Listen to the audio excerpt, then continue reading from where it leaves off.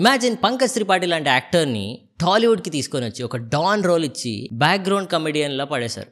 Yes, Bollywood finest యాక్టర్స్ని మన Tollywood directors సరిగా యూటిలైజ్ చేసుకోలేరు, ఇన్ఫ్యాక్ట్ వేస్ట్ చేసుకున్నారు. These 5 moments will make you go ఏమైందిరా. Pankaj Tripathi in Dusukeltha movie. First of all, ఈ మూవీలో పంకజ్ త్రిపాఠి ఉన్నాడని కూడా చాలా మంది మర్చిపోయారు. ఈ మూవీ కూడా మర్చిపోతే నేనేం చేయలేను కానీ ఈ మూవీలో విలన్ పంకజ్ త్రిపాఠి. అండ్ అలాంటి యాక్టర్ని మన టాలీవుడ్కి తీసుకొని వచ్చి సరిగా యూటిలైజ్ చేసినారా అంటే తీసుకెళ్ళి ఒక బ్యాక్గ్రౌండ్ కమెడియన్ లాగా రోత చేసినారు. నవాజుద్దీన్ సిద్దికీ సైంధవ్.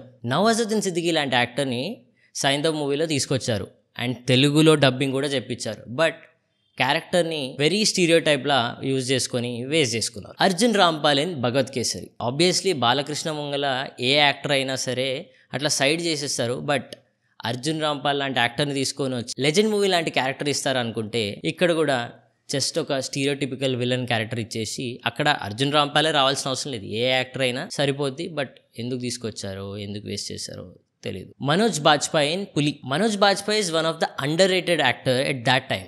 కానీ మంచి స్కిల్ ఉన్న మంచి టాలెంటెడ్ యాక్టర్. ఇలాంటి యాక్టర్ని పులి మూవీకి ఒక విలన్లా కాస్ట్ చేసి ఒక మీసం ఇచ్చి ఒక ఆల్రెడీ నీకు ఆ మూవీ రిజల్ట్ గురించి తెలిసిందే, బట్ కంప్లీట్గా వేస్ట్ చేసుకున్నారు. రాధికా ఆప్టేన్ లెజెండ్. నేషనల్ అవార్డ్ వినింగ్ యాక్టర్ని తీసుకొని వచ్చి లెజెండ్ మూవీలో హీరోయిన్గా పెట్టారు. ఓనీ హీరోయిన్ క్యారెక్టర్కి ఏమైనా ఇంపార్టెన్స్ ఉంటుందా అంటే ఆబ్వియస్లీ మన తెలుగు మూవీలో స్పెసిఫిక్గా బాలకృష్ణ మూవీలో హీరోయిన్ క్యారెక్టర్స్కి ఆ టైంలో, మన రీసెంట్గా భగవత్ కేసరిలో ఇచ్చారు ఇంపార్టెన్స్, కానీ ఆ టైంలో అంతగా ఇంపార్టెన్స్ హీరోయిన్స్కి ఇవ్వకపోతుండే అండ్ రాధికా ఆప్టేని వేస్ట్ చేసుకున్నారు. Now you tell me, if these legends are used properly in our Telugu cinema, result ఎలా ఉండేది? Comment down in